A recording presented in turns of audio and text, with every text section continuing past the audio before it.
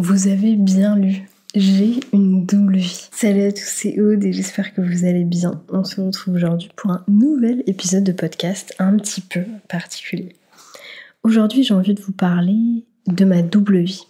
Donc, c'est une vie dont mon conjoint n'est pas au courant. C'est vraiment une vraie double vie. Au-delà du fait que je sois Aude, j'ai bientôt, hélas, 31 ans. Je suis entrepreneur, je vis à Brest, j'ai vécu à l'étranger, tout ce que vous voulez. J'ai une autre vie.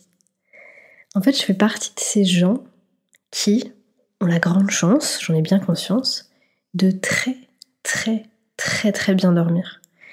Je fais partie des gens qui ont beaucoup ce qu'on appelle du deep sleep ou du sommeil profond, si vous voulez.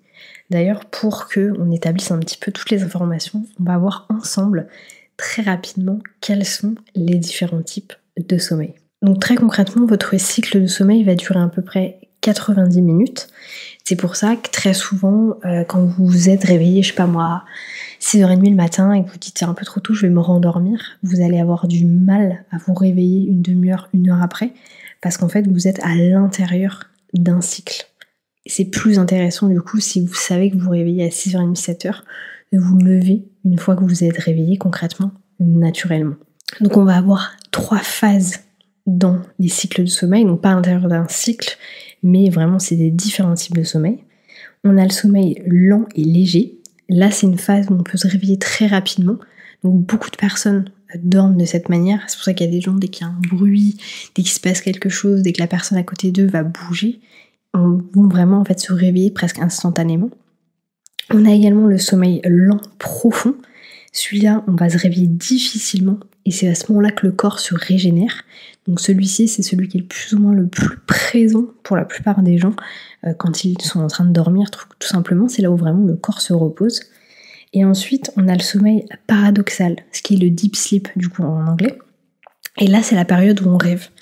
Et en fait, finalement, je sais pas si vous connaissez, mais il y a pas mal de techniques où vous pouvez un petit peu voir comment est-ce que vous dormez. Beaucoup de personnes vont avoir du coup du sommeil lent, profond, donc le corps va se régénérer, mais ils ne rêvent pas forcément. C'est pour ça qu'il y a des gens qui ne rêvent pas, parce qu'en fait, ils ont très peu de deep sleep.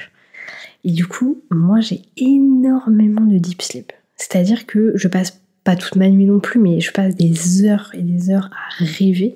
Alors bien entendu, la notion de temps est différente dans les rêves que dans la vraie vie. Si vous n'avez pas vu le film Inception, c'est très bien expliqué.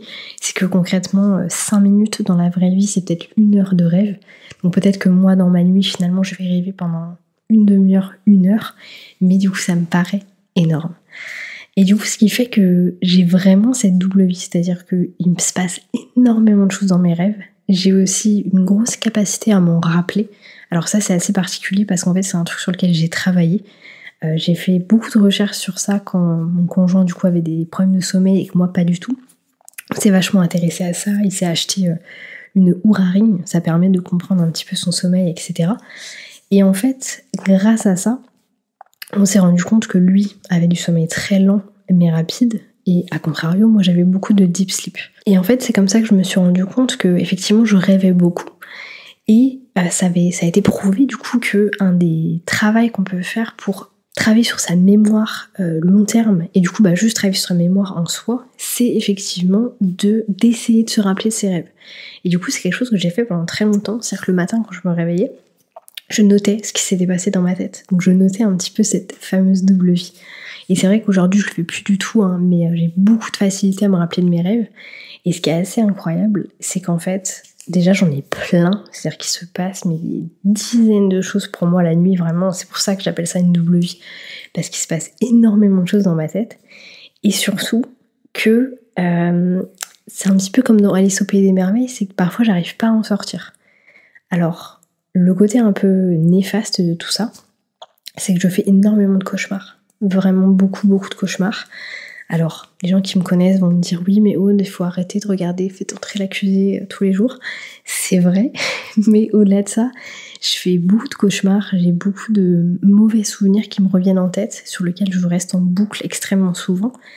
Et en fait, du fait d'être dans du deep sleep, c'est que j'ai pas la capacité de sortir de ses rêves. Alors c'est hyper chelou, hein, vous allez me dire mais qu'est-ce qu'elle raconte?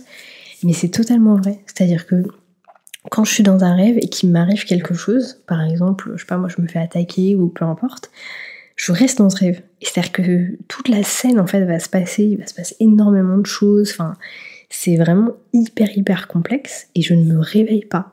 Donc c'est arrivé que je me réveille en pleine nuit par contre complètement trempée, voilà, en criant vraiment, en appelant en fait mon conjoint qui me disait mais qu'est-ce qu'il y a et tout. Et en fait je venais effectivement de me réveiller un cauchemar, j'avais réussi finalement à sortir de ce cauchemar. Et en fait je reste très longtemps dans mes rêves comme ça. Donc du coup c'est cool parce que je rêve beaucoup et du coup j'ai un peu cette double vie. Mais c'est aussi hyper néfaste pour la partie cauchemar, quoi. Je vais pas dire que je fais des cauchemars tous les jours, mais ça m'arrive quand même hyper souvent de faire des cauchemars. Et en fait, le fait d'être bloqué à l'intérieur, c'est hyper spé. Genre vraiment dans mes rêves, moi je suis la personne qui est là en train d'essayer de se pincer et tout, ça marche pas, quoi. Donc voilà, c'est assez spécial et c'est quelque chose que j'avais envie de vous partager parce que je pense que c'est aussi ce qui fait qu'aujourd'hui j'ai une très bonne mémoire, genre vraiment une super mémoire. Ce sont les mêmes flippants au niveau des dates et tout, je me souviens de... Vous pouvez me donner une date, je savais plus ou moins où j'étais, voir ce que j'étais en train de faire, parce que voilà, j'ai une grosse mémoire photographique, ce qui m'a beaucoup servi bien entendu dans mes études. Mais au-delà de ça, le fait du coup d'avoir ce deep sleep aussi travaille beaucoup sur le cerveau, travaille énormément sur la mémoire, et c'est ça qui permet d'engendrer le fait d'avoir une bonne mémoire. Les gens par exemple qui ont un très mauvais sommeil vont avoir des problèmes de mémoire dans leur vie future par exemple. Et du coup pour faire le lien un petit peu, si vous avez déjà regardé Inception, bah c'est complètement ça.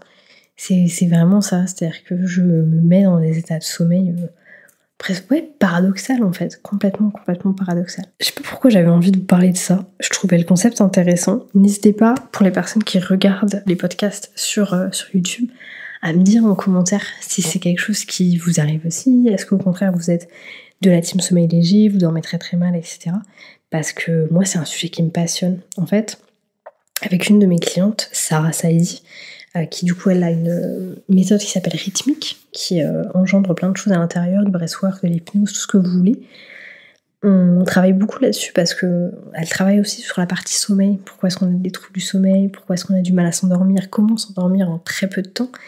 Et en fait ça m'a amenée à me rappeler tout ça et à me dire mais c'est vrai que c'est fou la capacité aussi à s'endormir. Moi je suis quelqu'un qui s'endort très vite, donc en 3-4 minutes honnêtement je suis la bouche ouverte en train de dormir, ce qui est très agaçant bien entendu pour mon conjoint qui lui en plus dort pas bien.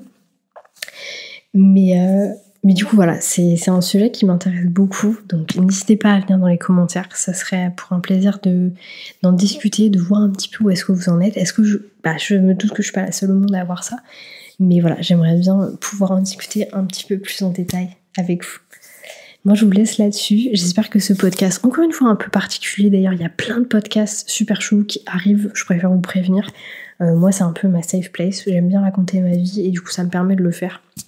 Donc là il y a une série, donc pas maintenant, il y a encore 2 épisodes et après il y aura 4 épisodes hyper particuliers pour les personnes qui ont vraiment envie de découvrir qui je suis. Ça va être une série qui est concrètement à 100% pour vous. J'espère que ce podcast vous aura plu. Moi je vous laisse là-dessus, je vous souhaite une bonne journée, une bonne matinée, une bonne soirée.